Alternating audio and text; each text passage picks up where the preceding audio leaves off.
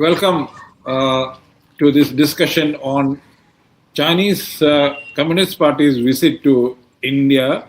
They met, of course, the CPI and CPM, and they met uh, another party called, the ruling party BJP.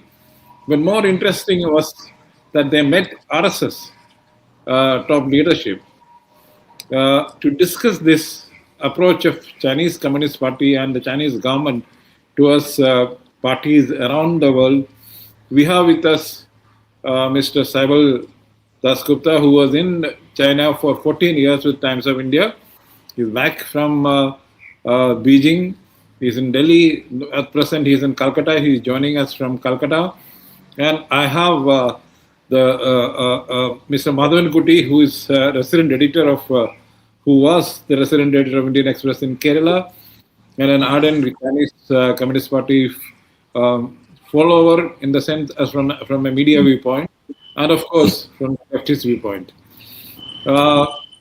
Let me ask first Saibal. Saibal, how do you see this meeting of Chinese Communist Party members with RSS leadership? No, I am not surprised. First of all, we have to look at the context. It started between 1930 and between 1940. The CPC was having meetings and discussions and agreements with communist parties in Vietnam, North Korea, Japan, and some Southeast Asian countries.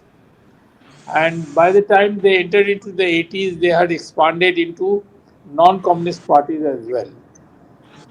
In 92, they took a major decision where they said that the ideology will be of no concern to the party. So the party can tie up with an Islamic party or a party which has been denounced for human rights. The CPC took a decision that it will not stop at anything but expand its network because it was tied to diplomacy. It is tied to diplomacy in other countries, but in the case of China, it is tied to diplomacy. So as I was just checking, as of today, CPC has signed MOU with 700 parties across the world in 170 countries. So this is very large, and it is basically influence building. And in simple language, it is back channeling. Even if two governments don't agree, it will have back channels. You mean the party is a diplomatic party-to-party relationship is used as a diplomatic back channel by the Chinese? In any case, the Communist Party's international department, ID, is always powerful than the foreign ministry in China. This is a simple thing that has to be understood. This is not today. You see, even in the 50s when Mao Zedong used to get letters from the ID, international department, officials posted in different embassies. International department officials are posted in embassies as cultural aides or whatever. They used to send letters and telegrams to Mao Zedong directly and not to the government, because the ambassador will report to the foreign minister, but cutting across bureaucracy, they used to write to him. And that developed into what is today known as Global Times. Because somebody gave him the idea that let it be a newspaper and let the entire Politburo share it. So those days it was like cyclostyled and given to the Politburo, standing committee initially, and then to the entire Politburo, and later on to the entire parliament and the party, CPCC also. So basically there is this thing about developing influence, relationship, and does not limit itself to political parties. You see, if I am connecting myself with RSS, I may also be helping, RSS may also help me to connect with some industrialists or markets or technology. The dimensions are huge, which a diplomat cannot which will be restricted from doing. So this is a great reason, a big reason why the Belt and Road Initiative has been successful in nearly 100 countries. This back channeling is real hardcore policy. So I don't think RSS, maybe the relationship with RSS is a bit late than what you would expect, because they had very strong relationship with Islamic parties in different countries. Which might include Taliban, you mean to say? Taliban is more interesting. Here we have to understand a few other things.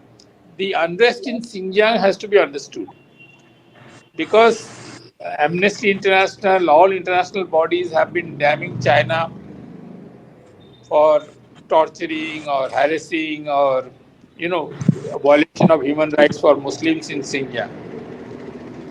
That is why they want Islamic parties on board. And the first signature, I have seen the format that Jamaat-e-Islami has signed with the CPC. In every other MOU, the formats are different. It's usually relationship, those kind of good language. But in this case, the CPC insists that every Islamic party actually sign a document saying that we support China in the matter of Xinjiang, and we do not support the terrorists in Xinjiang.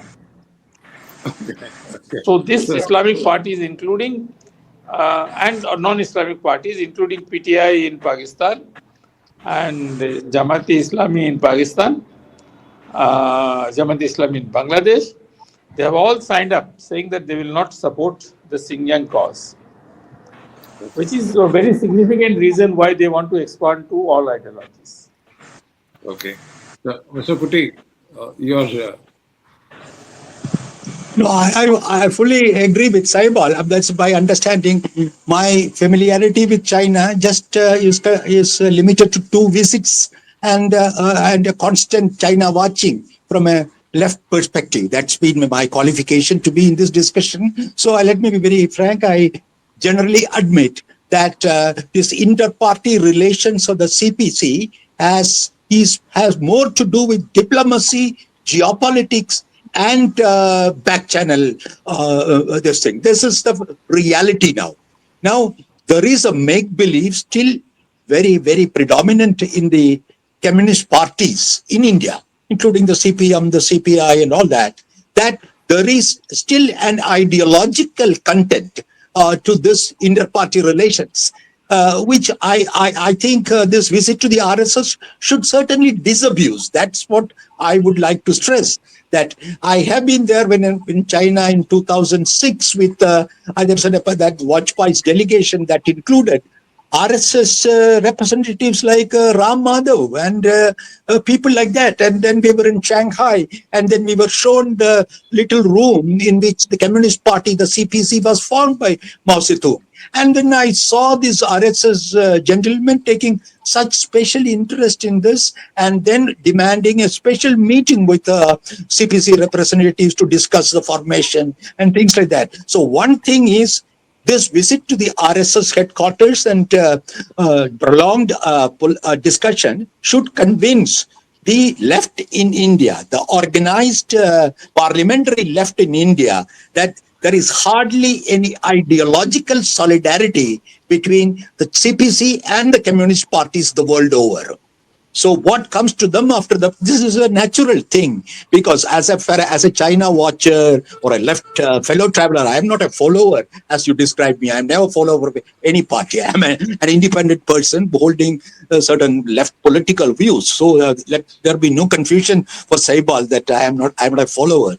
Actually, so what I'm saying is that for the left should, as early as possible, disabuse themselves of this pretext, this make-believe of a special proletarian solidarity or internationalist solidarity between the Communist Party of China and other communist parties in the world. Now, I will tell you one thing from my own experience of the two travels. Now, it's another experience. I've been meeting comrades coming after long visits to China. I've been meeting people from the CPI, the CPM, and from around 2000, first decade of 2000. I have found many of them confiding in me that the word imperialism is missing in their vocabulary when they talk to you, unless there is the concept. There are two concepts which are unavoidable for any Marxian understanding of politics and geopolitics. That is, one word is class. Whether it's class struggle, class war, class interest, to imperialism. That's a Leninist concept which Mao had for a very long time after the Cultural Revolution and till the time of Deng. Now, they have quietly dropped these two categories, which is very important for me as a political person. Once a communist party, a ruling communist party, the biggest communist party under the sun, has dropped the categories, the analytical categories of class and imperialism, then no other communist party should be under the illusion that there is an international solidarity, proletarian solidarity, or fraternal relations between them, particularly to the CPC. So there is no difference. So that comes to the question, Saibal. What he's saying is that ideological Chinese, all this involvements or relationship are minus the communist ideology. So is that their professed attitude, as you know from Beijing? China, every time a Chinese leader speaks, every time Xi Jinping speaks about ideology, because the Communist Party school organizes these special meetings with the president and the premier and others. And those meetings and those discussions and those presentations made by Xi Jinping and others are circulated to the entire party, and which runs into lakhs of members. Every time during my visit stay, I have found that they have always talked about two things: lessons from past mistakes in China and lessons from the breakup of Soviet Russia. Okay. So they have, and then one thing that they don't admit, but it is in their consciousness, is the Arab Spring, the protest movement, which is now happening in Iran. The Arab Spring is also an experience that the Communist Party learned strong lessons. So what is Communist Party's main concern? Let us say, the main concern is that with modest prosperity, I'm using their language, that has come to China, this modest prosperity has led to lakhs of young Chinese studying abroad or traveling abroad and bringing back alien culture. I'm again using their language. So there is this terrible fear in this CPC that the next generation will no more believe in ideology. Almost every second year, I have heard Xi Jinping and Hu Jintao and Jian Zemin in the past complain that the classes on communist ideology in colleges are not being attended by the students. So ideology classes are being boycotted by students is a common complaint. Party is really, really anxious that the next generation continues to believe in that ideology, which they don't. Because the culture of the dollar, mind you, I'm not saying yuan, it is dollar, which is so terrible, has taken up the Chinese youth in its embrace, that ideology is becoming less and less important, and they have a fear of losing power. Okay. Are they afraid of a revolt? Every day they make sure that revolt would not happen. Okay. This is also the reason why so many changes are brought about in the military. Because the party and the military have a different kind of a relationship. The military is part of the party, as you know. So, in case of a revolt and the party and the section of the military supporting the revolters or the protesters, it could be very dangerous. So, this is the thought process behind the explanation that you gave, why they have dropped imperialism and why they have dropped class. Okay. So, which Because means that it is a party, it's a grand old party, but almost minus the communist ideology as we know about it in India, or in well, our generation knew about communist parties across the world.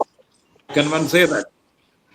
you can say that, but you have to emphasize the fact that a survival of the party and as a single party is most important. Which is why, let us say why they have a department called a religious department. They have 6 or 7 political parties, political parties, registered political parties, one for Buddhism, one for Muslims, one for Taoists. They have political parties, again, parties, not associations. Some of them are called associations, but they are parties. Engineers, architects, contractors, teachers, all section of all the trade unions, they have converted them, given them party status. All of them are report to the CPC. It's a peculiar arrangement. CPC says that it believes in multi-party system and has created 24 parties.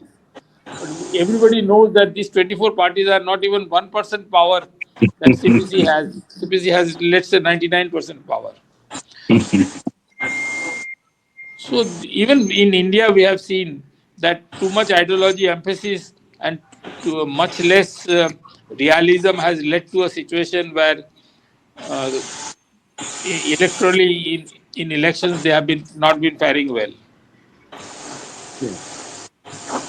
So pragmatism or survival is the most important.